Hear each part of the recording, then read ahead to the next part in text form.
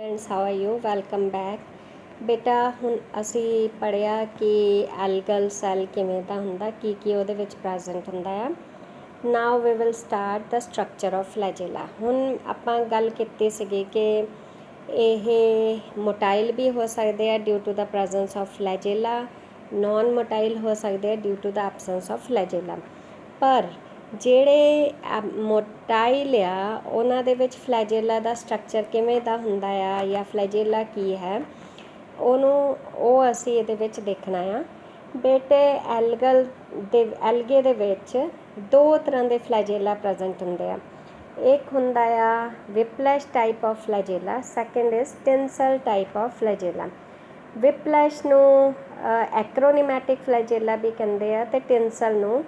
ਪੈਂਟੋਨਿਮੈਟਿਕ ਫਲੈਜੇਲਾ ਵੀ ਕਹਿੰਦੇ ਆ ਵਿਪਲੈਸ਼ ਜਿਹੜਾ ਹੁੰਦਾ ਆ ਉਹ ਲੌਂਗ ਹੁੰਦਾ ਆ ਦੇਖੋ ਆਹ ਵਾਲਾ ਲੌਂਗ ਅਤੇ ਸਮੂਥ ਹੁੰਦਾ ਆ ਸਮੂਥ ਮਤਲਬ ਇਹਦੇ ਸਰਫੇਸ 'ਤੇ ਕੋਈ ਕੰਡੇ ਕੁੰਡੇ ਜਾਂ ਰਫ ਨਹੀਂ ਹੁੰਦਾ ਹੈਗਾ ਟਿੰਸਲ ਜਿਹੜਾ ਆ ਦੇਖੋ ਸ਼ਾਰਟ ਹੁੰਦਾ ਆ ਅਤੇ ਇਹਦੇ ਆਲੇ ਦੁਆਲੇ ਰਫ ਸਰਫੇਸ ਮਤਲਬ ਕੰਡੇ ਕੰਡੇ ਪ੍ਰੈਜ਼ੈਂਟ ਹੁੰਦੇ ਆ ਜਾਂ ਹੇਅਰਸ ਅਸੀਂ ਕਹਿ ਸਕਦੇ ਹੇਅਰ ਹੀ ਹੁੰਦਾ ਆ ਤਾਂ ਇਹ ਯੂ ਸਪੋਰਸ ਜ਼ਿਆਦਾਤਰ ਜਿਹੜੇ ਯੂ ਸਪੋਰਸ ਆ ਉਹਨਾਂ ਦੇ ਵਿੱਚ ਇਹ ਫਲੈਜੇਲਾ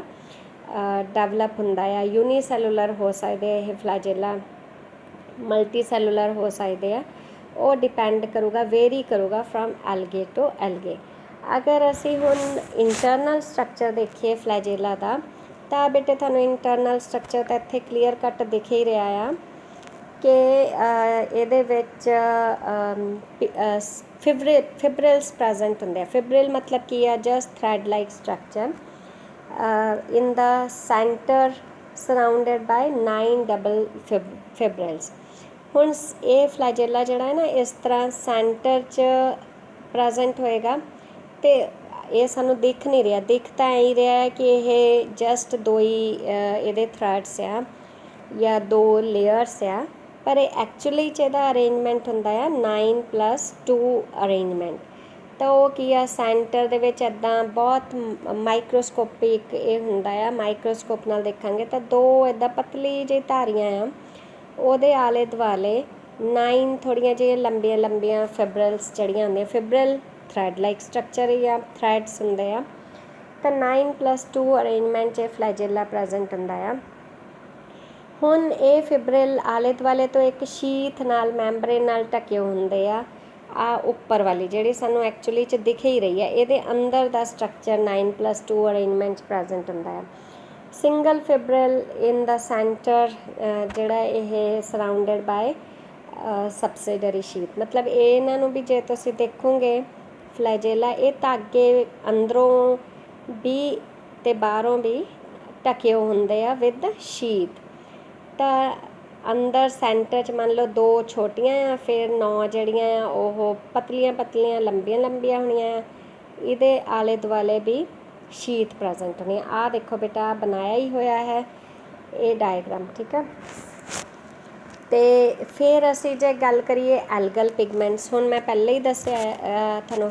ਜਨਰਲ ਕਰੈਕਟਰਸ 'ਚ ਦੱਸਿਆ ਸੀਗਾ ਕਿ ਐਲਗੇ ਦੇ ਵਿੱਚ ਪਿਗਮੈਂਟਸ ਪ੍ਰੈਜ਼ੈਂਟ ਹੁੰਦੇ ਆ for example chlorophyll A present ਹੁੰਦਾ ਆ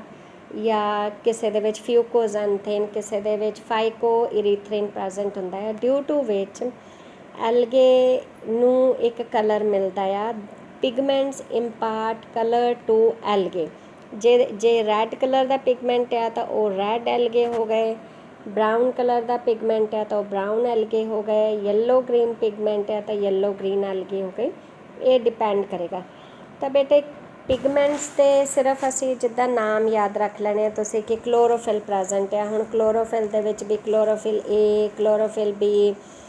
ਇਸ ਤਰ੍ਹਾਂ ਤੁਸੀਂ ਇੰਨਾ ਯਾਦ ਰੱਖ ਲੈਣਾ ਕਿ ਇਹ ਐਲਗੇ ਦੇ ਵਿੱਚ ਕਲੋਰੋਫਿਲ ਏ ਕਲੋਰੋਫਿਲ ਬੀ ਕਲੋਰੋਫਿਲ ਸੀ ਜਿਹੜੀ ਵੀ ਪ੍ਰੈਜ਼ੈਂਟ ਹੋਈ ਉਹ ਤੁਸੀਂ ਹਰ ਮੈਂਬਰ ਦਾ ਇੱਕ ਵੈਸੇ ਤਾਂ ਜਦੋਂ ਅਸੀਂ ਮੈਂਬਰਸ ਪੜ੍ਹਨੇ ਉਹਦੇ ਵਿੱਚ ਆਉਣਾ ਹੀ ਹੈ ਇੱਥੇ ਤੁਸੀਂ ਜਨਰਲ ਜਿਹਾ ਯਾਦ ਰੱਖ ਲੈਣਾ ਕਿ ਕਲੋਰੋਫਿਲ ਪ੍ਰੈਜ਼ੈਂਟ ਹੁੰਦਾ ਆ chlorophyll A B C second pigment ਹੈਗਾ ਕੈਰੋਟੀਨੋਇਡਸ ਕੈਰੋਟੀਨੋਇਡ ਜਿਹੜੇ ਆ ਦੋ ਤਰ੍ਹਾਂ ਦੇ ਹੁੰਦੇ ਆ ਕੈਰੋਟੀਨਸ ਐਂਡ ਕੈਰੇਟੀਨੋਇਡਸ ਇਹਨੂੰ ਜ਼ੈਂਥੋਫਿਲਸ ਵੀ ਕਹਿੰਦੇ ਕਨਫਿਊਜ਼ ਨਹੀਂ ਹੋਣਾ ਜ਼ੈਂਥੋਫਿਲ ਵੀ ਕੈਰੋਟੋਨੋਇਡਸ ਨੇ ਕਹਿੰਦੇ ਆ। ਹੁਣ ਇਹ ਕਿਉਂਕਿ ਰੈੱਡ ਕਲਰ ਦਾ ਹੁੰਦਾ ਹੈ, ਇਸ ਕਰਕੇ ਰੈੱਡ ਐਲਗੀ ਦੇ ਵਿੱਚ ਪ੍ਰੈਜ਼ੈਂਟ ਹੁੰਦਾ ਆ, ਜਾਂ ਡਿਊ ਟੂ ਰੈੱਡ ਪਿਗਮੈਂਟ ਅਸੀਂ ਐਲਗੇ ਨੂੰ ਰੈੱਡ ਐਲਗੇ ਕਹਿ ਦਈਦਾ ਆ। ਤਾਂ ਇਹ ਤੁਸੀਂ ਇੰਨੇ ਕੁ ਨਾਮ ਇੱਥੇ ਹੀ ਯਾਦ ਰੱਖ ਲੈਣੇ ਆ। ਫਿਰ ਨੈਕਸਟ ਜਿਹੜਾ ਪਿਗਮੈਂਟ ਹੈਗਾ ਆ ਬੇਟੇ ਫਾਈਕੋਬਿਲਿਨਸ। ਨੈਕਸਟ ਜਿਹੜਾ ਪਿਗਮੈਂਟ ਫਾਈਕੋਬਿਲਿਨਸ ਆ, ਇਹ ਬਾਈਲੀ ਪ੍ਰੋਟੀਨਸ, ਇਹਦਾ ਨਾਮ ਫਾਈਕੋ ਇਰੀਥ੍ਰਿਨ ਹੋ ਸਕਦਾ ਆ, ਐਲੋ ਫਾਈਕੋਸਾਈਨਿਨ ਹੋ ਸਕਦਾ ਆ, ਬਲੂ ਗ੍ਰੀਨ ਐਲਗੀ ਵਗੈਰਾ 'ਚ ਪ੍ਰੈਜ਼ੈਂਟ ਆ। ਮੇਨ ਤੁਸੀਂ ਟੇਬਲ ਨੂੰ ਰਿਵਾਈਜ਼ ਕਰ ਲੈਣਾ ਇੱਕ ਵਾਰੀ, ਮਤਲਬ ਰਫ ਨਜ਼ਰ ਨਾਲ ਇਹਨੂੰ, ਕਿ ਕਲੋਰੋਫਿਲ ਕਿਹੜੀ ਕਿਹੜੀ, ਕੈਰੋਟਿਨ, ਜ਼ੈਂਥੋਫਿਲਸ, ਬਾਈਲੀ ਪ੍ਰੋਟੀਨਸ, ਬਸ ਇੰਨਾ ਟੇਬਲ ਯਾਦ ਰੱਖ ਲੈਣਾ ਇੱਥੇ। ਬਾਕੀ ਤੁਸੀਂ ਹਰ ਮੈਂਬਰ ਜਿਹੜਾ ਤੁਹਾਡੇ ਸਿਲੇਬਸ ਹੈਗਾ ਉਹ 'ਚ ਤੁਸੀਂ ਪੜ੍ਹਨਾ ਆ।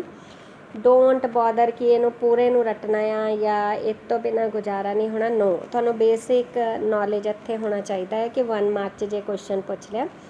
ਵੈਸੇ ਜਦੋਂ ਤੁਸੀਂ ਹੁਣ ਵੋਲਵੋਕਸ ਪੜ੍ਹਨਾ ਆ ਤਾਂ ਤੁਸੀਂ ਵੋਲਵੋਕਸ ਪੜ੍ਹ ਲੈਣੇ ਕਿਹੜੇ ਪਿਗਮੈਂਟਸ ਆ। ਉੱਧਰੋਂ ਤੁਸੀਂ ਇਕਟੋਕਾਰਪਸ ਅਗਰ ਪੜ੍ਹਨਾ ਤਾਂ ਉਹਦੇ ਵਿੱਚ ਪਿਗਮੈਂਟਸ ਆਪਣੇ ਆਪਣੇ ਆ ਜਾਣੇ। ਇਸ ਕਰਕੇ ਇੱਥੇ ਜਨਰਲ 'ਚ ਇੰਨਾ ਹੀ ਬਹੁਤ ਆ।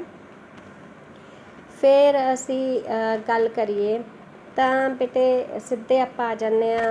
ਆ ਤਾਂ ਉਹੀ ਆ ਕਿ ਕਿਹੜੇ ਪਿਗਮੈਂਟਸ ਨੇ ਕਿਹਦੇ ਵਿੱਚ ਪ੍ਰੈਜ਼ੈਂਟ ਹੁੰਦੇ ਆ ਜਾਂ ਸਪੋਰਸ ਕਿਹੜੇ ਆ। ਇਹ ਆਪਾਂ ਇੱਥੇ ਤੱਕ ਵੈਸੇ ਪਿਗਮੈਂਟਸ ਦੇ ਬਾਰੇ 'ਚ ਤੁਸੀਂ ਹਲੇ ਯਾਦ ਰੱਖਿਓ ਇੰਨਾ,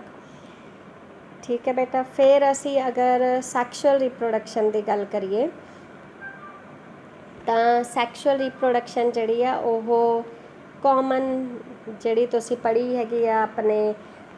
+1 +2 'ਚ ਵੀ, ਕਿ ਸੈਕਸ਼ੂਅਲ ਰੀਪਰੋਡਕਸ਼ਨ ਦੇ ਵਿੱਚ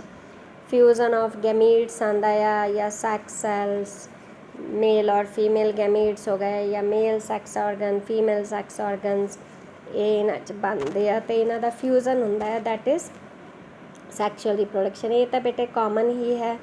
ਸਾਰਿਆਂ ਦੇ ਵਿੱਚ, ਹੈ ਨਾ। ਸੈਕਸ਼ੂਅਲ ਰੀਪਰੋਡਕਸ਼ਨ ਤਾਂ ਇੰਨਾ ਕਿ ਡੈਫੀਨੇਸ਼ਨ ਇੱਥੇ ਫਿਲਹਾਲ ਬਹੁਤ ਹੈ। ਫਿਰ ਜਿਹੜੀ ਅਗਰ ਅਸੀਂ ਗੱਲ ਕਰੀਏ ਕਿ ਜਿਹੜੇ ਗੈਮੀਟਸ ਬਣਦੇ ਆ, ਮੇਲ ਔਰ ਫੀਮੇਲ ਗੈਮੀਟਸ, ਉਹ ਕਿਵੇਂ ਦੇ ਹੁੰਦੇ ਆ, ਤਾਂ ਸਭ ਤੋਂ ਪਹਿਲਾਂ ਜਾਂ ਮੋਡ ਆਫ ਸੈਕਸ਼ੂਅਲ ਫਿਊਜ਼ਨ ਕੀ ਆ, ਤਾਂ ਆਈਸੋਗੈਮੀ। ਇਹ ਹੁਣ ਤੁਸੀਂ ਜਨਰਲ ਜਿਹਾ ਇੱਕ ਇੱਥੇ ਯਾਦ ਰੱਖਣਾ ਆ। ਆਈਸੋਗੈਮੀ ਬੇਟਾ, ਆਈਸੋ ਮਤਲਬ ਹੁੰਦਾ ਆ ਸੇਮ, ਠੀਕ ਹੈ। ਜਿਹੜੇ gamete, fusion of gametes between morphologically, ਸਟਰਕਚਰਲੀ,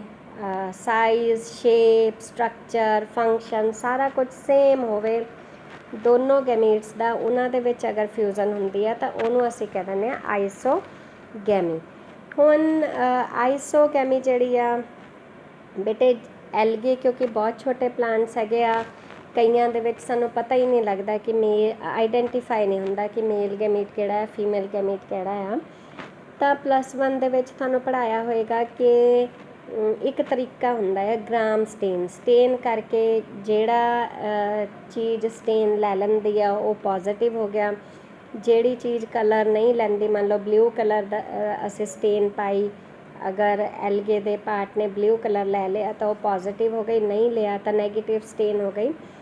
ਤਾਂ ਇਸ ਤਰ੍ਹਾਂ ਵੀ ਅਸੀਂ ਅਜ਼ਿਊਮ ਵੀ ਕਰ ਲਈਦਾ ਹੈ ਕਿ ਪੋਜ਼ੀਟਿਵ ਨੂੰ ਮੰਨ ਲਓ ਮੇਲ ਮੰਨ ਲਿਆ, ਨੈਗੇਟਿਵ ਨੂੰ ਫੀਮੇਲ ਮੰਨ ਲਿਆ, ਉਹਨਾਂ ਦੇ ਵਿੱਚ ਫਿਊਜ਼ਨ ਹੋਈ। ਇੱਦਾਂ ਅਸੀਂ ਜਿਵੇਂ ਬੈਕਟੀਰੀਆ 'ਚ ਕੌਨਜੂਗੇਸ਼ਨ ਵਗੈਰਾ ਵੀ ਪੜ੍ਹਦੇ ਹਾਂ ਆਪਾਂ, ਇਸ ਤਰ੍ਹਾਂ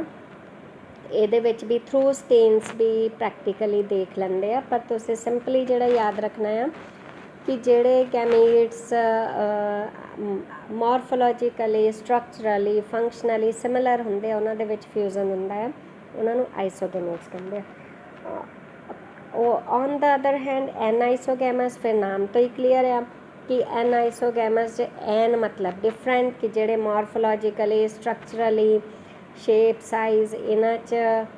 ਜਿਹੜੇ ਆ ਉਹ ਗੈਮੀਟਸ ਡਿਸਸਿਮਿਲਰ ਹੁੰਦੇ ਆ,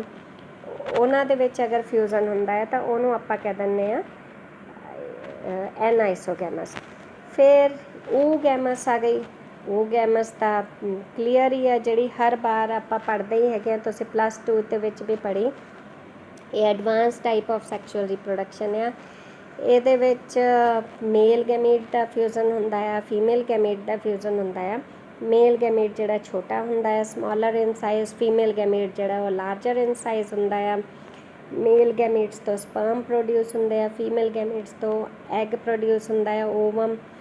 ਫਿਰ ਸਪਰਮ ਜਿਹੜੇ ਆ ਉਹ ਐਗ ਨਾਲ ਫਿਊਜ਼ਨ ਹੁੰਦਾ, ਫਰਟੀਲਾਈਜੇਸ਼ਨ ਹੁੰਦਾ, ਜ਼ਾਈਗੋਟ ਹੁੰਦਾ। ਇਹ ਤੁਸੀਂ ਜ਼ਾਈਗੋਟ ਬਣਦਾ ਆ, ਜ਼ਾਈਗੋਟ ਤੋਂ ਫਿਰ ਐਮਬਰੀਓ ਬਣਦਾ ਹੈ। ਇਹ ਆਪਾਂ ਹਮੇਸ਼ਾ ਹੀ ਪੜ੍ਹਿਆ ਆ, ਇਹ +2 'ਚ ਵੀ ਤੁਸੀਂ ਪੜ੍ਹ ਕੇ ਆਏ ਆ। ਇਹ ਤਾਂ common mode of sexual reproduction ਹੈ ਇਹ ਵਾਲਾ। ਅਤੇ ਆ ਥੋੜ੍ਹਾ ਜਿਹਾ ਹੋ ਸਕਦਾ ਹੈ ਕਿ ਤੁਹਾਡੇ ਲਈ ਮਤਲਬ ਨਵਾਂ ਤਾਂ ਨਹੀਂ ਸੁਣਿਆ ਤਾਂ ਤੁਸੀਂ ਹੋਏਗਾ, ਪਰ ਆਪਾਂ ਡਿਟੇਲ 'ਚ ਇੱਥੇ ਐਲਗੇ ਦੇ ਵਿੱਚ ਪੜ੍ਹਨਾ ਆ। ਇਹਦੇ ਨਾਲ ਸਾਡਾ ਹੁਣ ਨੈਕਸਟ ਅਸੀਂ ਜਿਹੜਾ ਪੜ੍ਹਨਾ ਹੈ ਉਹ ਇਹਦੇ ਵਿੱਚ ਇਹ ਸੈਕਸ਼ੂਅਲ ਰੀਪਰੋਡਕਸ਼ਨ ਆਪਾਂ ਥੋੜ੍ਹਾ ਜਿਹਾ ਦੇਖਦੇ ਹਾਂ। ਇੱਥੇ ਇੰਨਾ ਹੀ। ਗੁੱਡ ਬਾਏ ਬੇਟਾ, ਕੀਪ ਰਿਵਾਈਜ਼ਿੰਗ।